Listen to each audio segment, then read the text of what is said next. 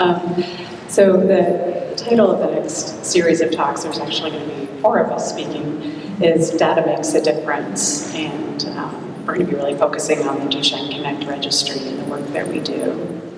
So I just want to point out that we are a team, a growing team. I think Pat had pointed that out. It's no longer just myself and Ann Lucas. We were able to hire another genetic counselor earlier this year, and that's Lauren. That's Lauren Bogue, now it's Lauren Mackey. And she's running our Decode Duchenne genetic testing program, and she will also be speaking.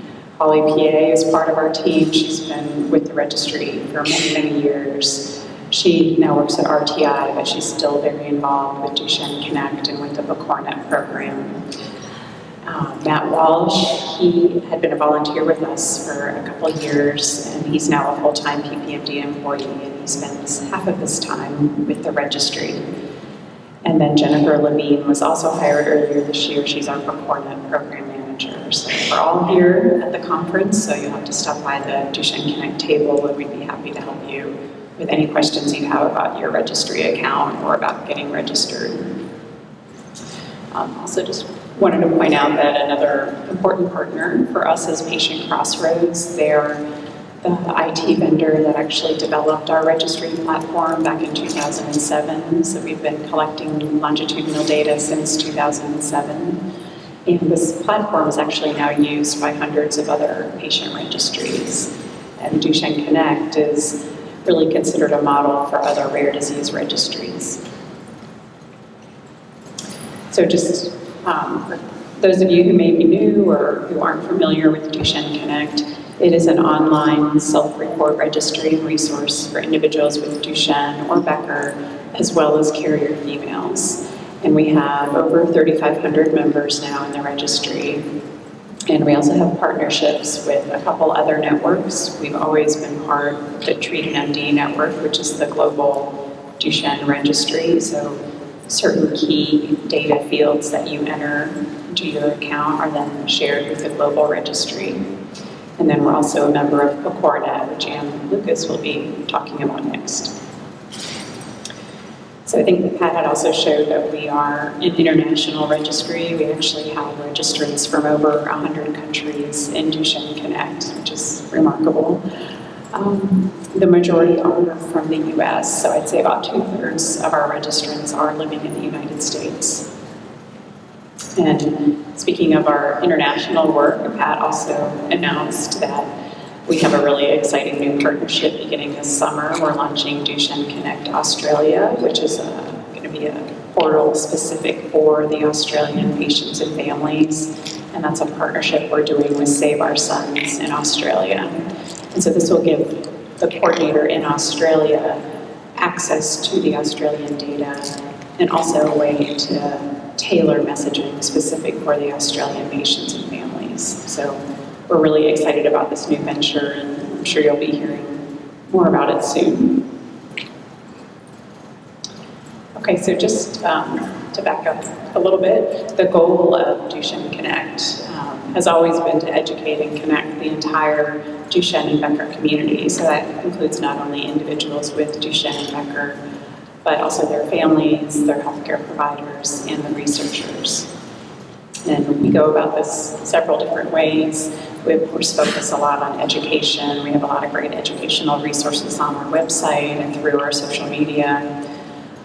We do a lot of recruitment. That's really one of our main goals, is to help recruit for clinical trials and research studies. And we can actually do targeted recruitment, so we can use the data that you enter into the registry to identify who may match the inclusion criteria for certain trials and then notify you. So that's really a great service that we can provide. We have a genetic testing program called Decode Duchenne, and that's what Lauren is going to be speaking about in a few minutes. And then, of course, we help advance research by sharing the de-identified data that we do collect. We share this data with both academic researchers, clinicians, and then also industry as well.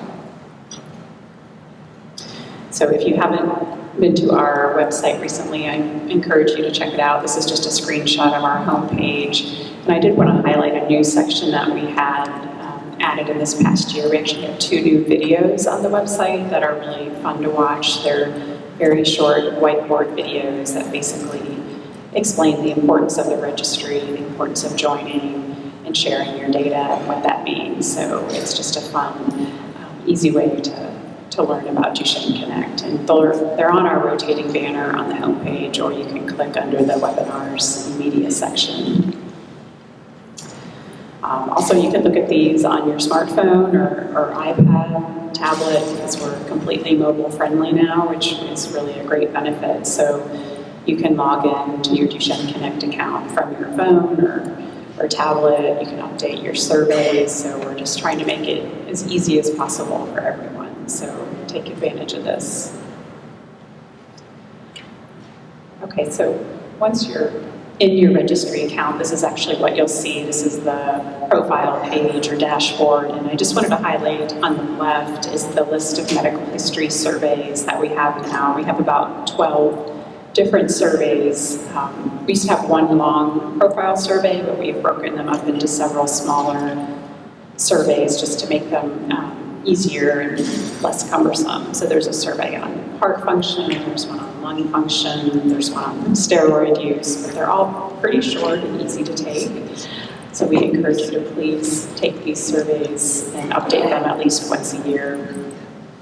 Also from this profile page, you can see other things you can do within the registry. You can upload your genetic test report, you can add family members, add your healthcare provider. You can even invite others in your family, or if you would happen to have a friend who has a child with Duchenne, you can invite them to join as well. And if you want, you can even track your height and weight on your website or on your account. So I'm sure a lot of you probably wonder what really happens with your data once you enter it into DuchenneConnect. I think a lot of people worry that maybe it's just sitting there and there's nothing happening with it. So we really wanted to highlight everything that we do with your data once it's entered in. So you'll see in this diagram, you're at the center and you enter in data by answering the medical history surveys, by uploading your genetic test report, and by entering in just simple demographics. And so that comprises your DuchenneConnect data, or what's in your account. And then we, the genetic counselors with the registry, we review and curate that data.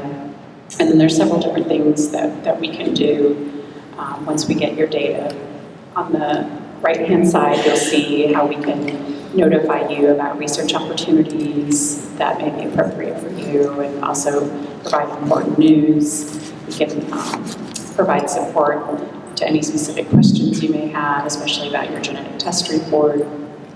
Over on the left, you'll see that we provide de-identified data to industry for clinical trial planning, and we also share this data with qualified researchers who are looking into different care and treatment options for Duchenne. And of course, we share it with the global PPMD registry as well.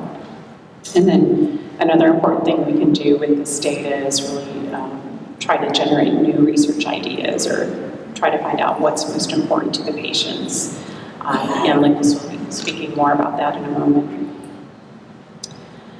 And one other important thing that's happening with your data when you register in DuchenneConnect, we are a part of Drisk, which is the Duchenne Regulatory Science Consortium. And so this is a group that's collecting data from a lot of different sources. So from registries like us, from clinical trials, from natural history studies, and other academic researchers, and they're pooling that data all together to develop a Duchenne disease progression model, which this will really help to speed clinical trials in the future, we hope. So basically the bottom line is to please register at DuchenneConnect, and if you're already registered, please update your account. Please take these medical history surveys, because your data is really important. And the success of the registry definitely depends on each of you. And like I said before, the surveys are pretty short and easy, and every month you log in, you actually get entered into a raffle to win a new iPad, so that's very exciting. These are a couple of our recent iPad winners, so they're pretty cute. This could be you too. We've been giving away iPads since last January, so we've given away close to 20 now, and we also give away 2 Amazon gift cards every month. So every time you log in, you really have a pretty good chance of winning something.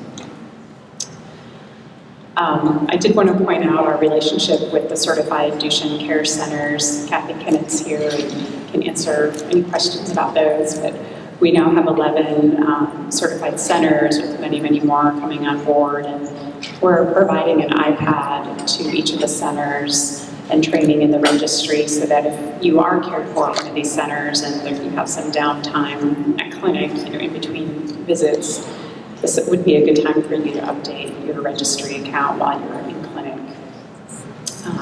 And we also have a clinical experiences survey, which Kathy would love for all of you to take, and I think there's a paper copy here somewhere available. So, but if not, it's also online as well. Okay, so just to conclude my short segment here before we move on, your data definitely makes a difference, so please register. Please come see us at the table, the DuchenneConnect table. There should be one of us there all through the conference, and we can either help you get registered or help you update your account.